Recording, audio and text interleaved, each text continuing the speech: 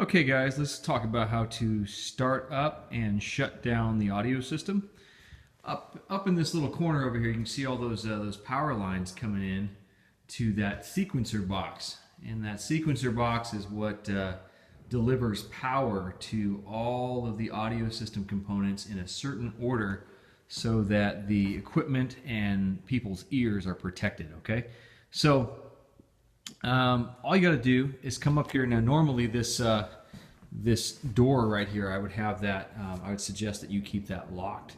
So you have to unlock that door, and then again I would suggest that you use the lock here for this remote, these remotes on and off switches, so that nobody can turn the system on or off without that being turned. Okay, so anyway, right now everything's in the unlock position, so I'm going to walk up here and just go ahead and hit this this on button, and what that's going to do is turn on the system in order.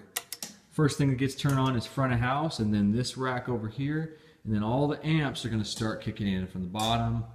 Boom, boom, boom. Now all the amps are turned on, and if we go upstairs to the front of house, we will see the mixing board is turned on, and all the power is ran up there as well. So anyway, that's how you start it up, and I'll show you shutdown here. So let's go take a walk.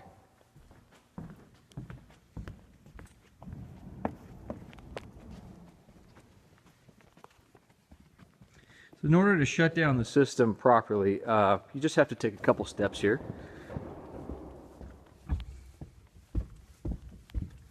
No pun intended. All right. So I'm going to go ahead and turn this iMac on.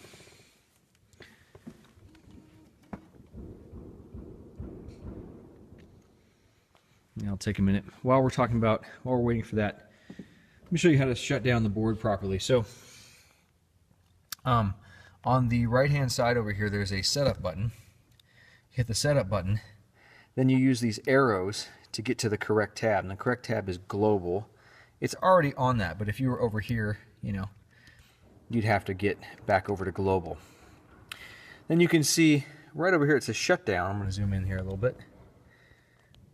The shutdown, reboot, and update firmware. We're going to select shutdown. So I'm going to back out here and hit this first encoder. Then you get this prompt that says, hey, it's now safe to shut down the system. You can also hit the home button to get out of that mode if you accidentally hit it. So I'm going to go back, hit setup. I'm in the global tab, and then there's shutdown. I'm going to select shutdown. We're ready to go. Over here, this is the login screen. There is a shutdown button on the login screen right there, but most of the time you're going to be in one of these profiles, so I'll show you what that looks like.